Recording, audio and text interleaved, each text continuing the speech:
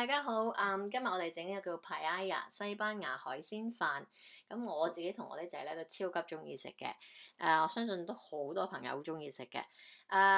首先介紹材料先，有呢個蒜蓉啦、紫葱啦、shallot 啦、粟米粒、洋葱都係切粒啦，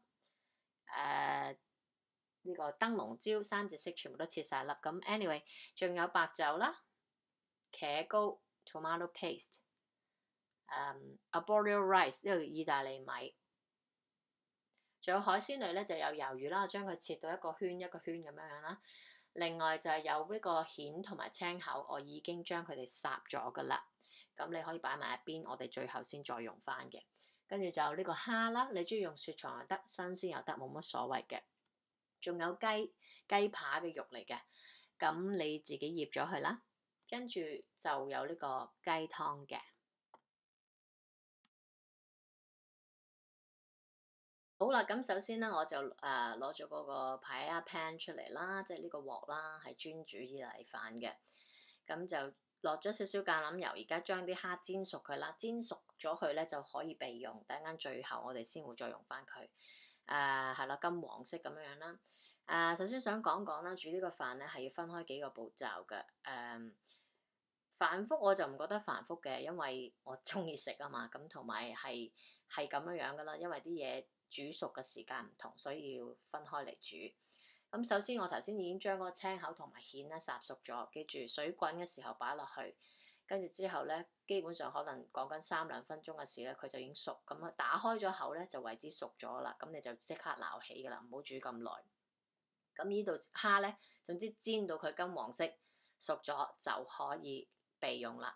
我同啲仔咧都超級中意食呢個西班牙海鮮飯，因為我哋好中意食海鮮，但係又唔中意食啲太流嘅嘢。呢個咧你食好多你都唔覺得流嘅，因為佢真係清嘅，即係海鮮啦，海鮮就比較清啦嚇，咁就係咯，所以我哋非常之中意食嘅。好啦，咁啲蝦咧煎到咁樣樣金黃色咧，我就覺得係最好味嘅。咁而家咧，我哋可以擺埋一邊先。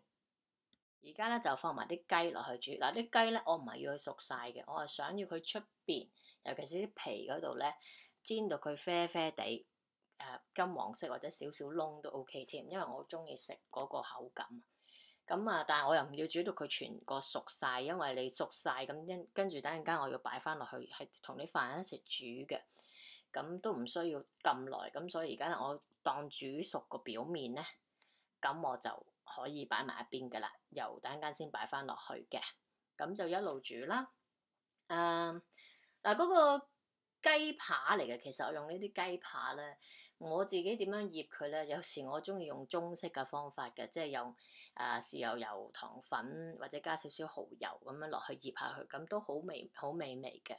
咁如果你想西式嗰種醃法，亦都可以加鹽啊、胡椒啊、少少檸檬汁啊，加少少百里香，即係新鮮嗰啲啦，再加少少油落去咧，咁樣就 OK 噶啦。油嗰方面咧，盡量唔好用花生油嗰啲咁強味嘅油啦，用啲即係比較唔係太過勁味嘅油咯，即係植物油啊、芥花籽油啊、橄欖油啊呢啲全部都 OK 嘅，亦都比較健康添。咁我哋一路煮啦，煮到佢出邊外面少少熟咗啦，咁就可以又係擺埋一邊，然之後等陣間咧，你會見到我會再擺翻落去噶啦。好啦，咁我就略略煮到佢少少金黃色，然之後咧外面熟咗咧，咁我就撈起咗，就係咁樣樣啦。咁跟住我哋可以做下一個步驟啦。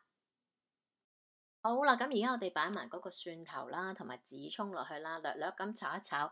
因為你見到咧，我嗰個鑊咧都比較熱噶啦，就我唔想炒燶佢，咁所以咧落咗去略略炒咗之後咧，就快啲加埋啲洋葱落去啦。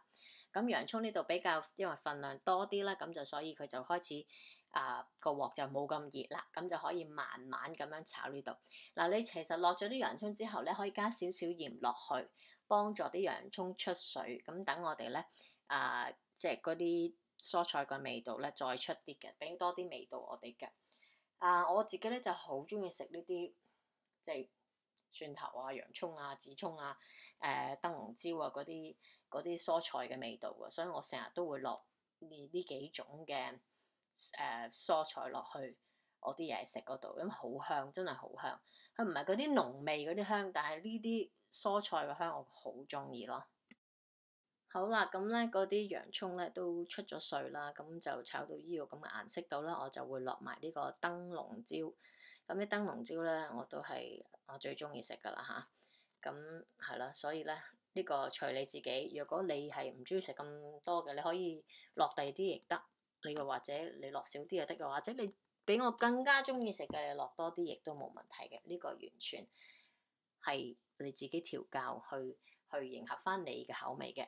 咁都係炒佢一陣啦，炒到佢個香味出咗嚟啦，咁你就可以再加下一陣要加落去嘅嘢啦。而家已經係聞到非常之香。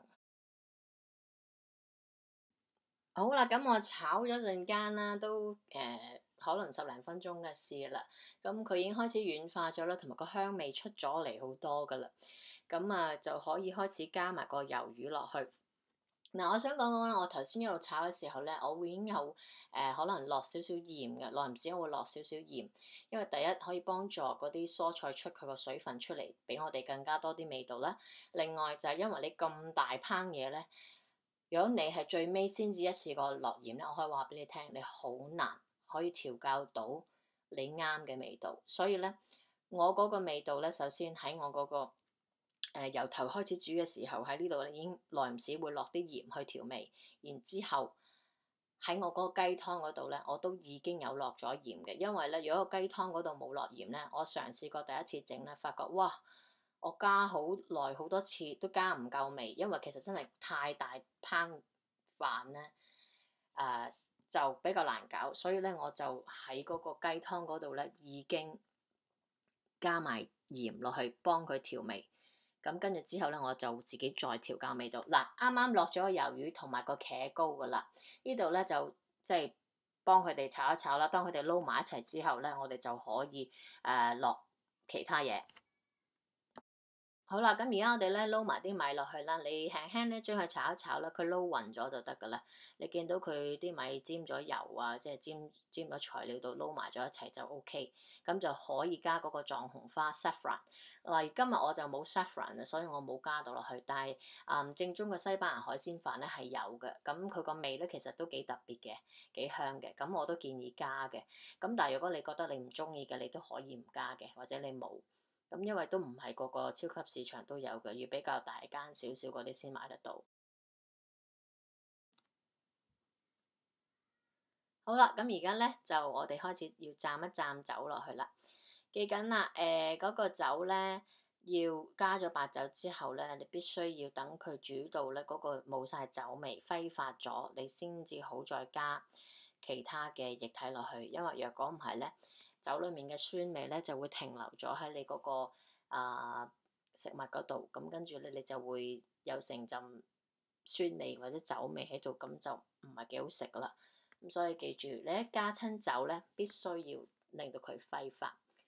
咁而家咧，我就加埋嗰個雞肉落去啦。咁都係將佢哋撈埋一齊啦。總言之，要嗰個酒味冇晒，我哋先至會再加個雞湯落去嘅。好啦，咁我啲白酒咧亦已經揮發晒啦，我聞唔到酒味，咁我可以開始加個雞湯落去。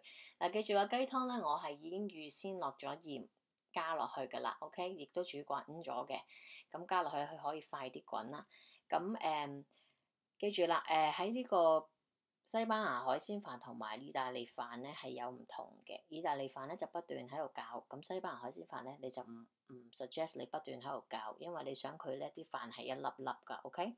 咁你咧，所以加咗個湯落去之後咧，你 make sure 你揾嘢刮一刮佢底，冇嘢黐底咧就由佢自己煲就得噶啦。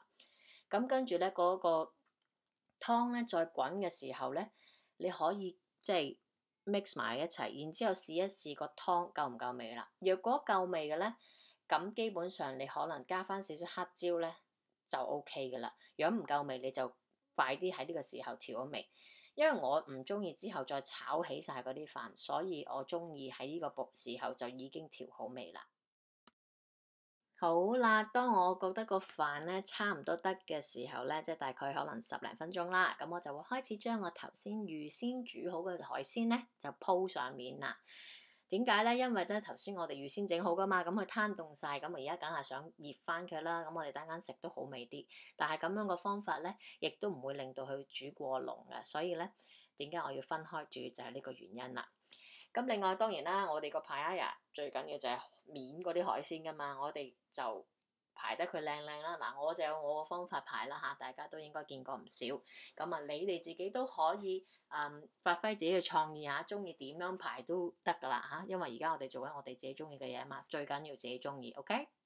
咁就記住嗰個湯咧，你而家見到仲有少少湯噶嘛？你就算熄咗火之後咧，佢基本上會再啲飯會再索㗎。咁所以咧，你熄完火之後咧，唔好即刻 serve，因為可能過熱嘅。你最好可能攤翻5至10分鐘啦，等佢唔好太熱嘅時候，同埋佢再收翻少少水咧，咁去食咧，咁就係最好嘅。好啦，咁最後咧，我就撒咗少少意大利番西啦，見到綠色嗰啲香草就係啦，咁你可以選擇其他嘢，總之令到有啲綠色咁啊靚啲啦，再加埋啲檸檬上去啦，咁就更加漂亮啦。咁個檸檬咧，其實正常咧，啲人食西班牙海鮮飯咧都會擠少少檸檬汁落去嘅，咁啊令到佢有少少即係更加開胃啦，同埋少少酸味喺裡面。咁當然如果你唔中意酸味或者唔中意檸檬嘅，你可以唔落嘅。Anyway，希望大家鍾意啦。Thank you for watching。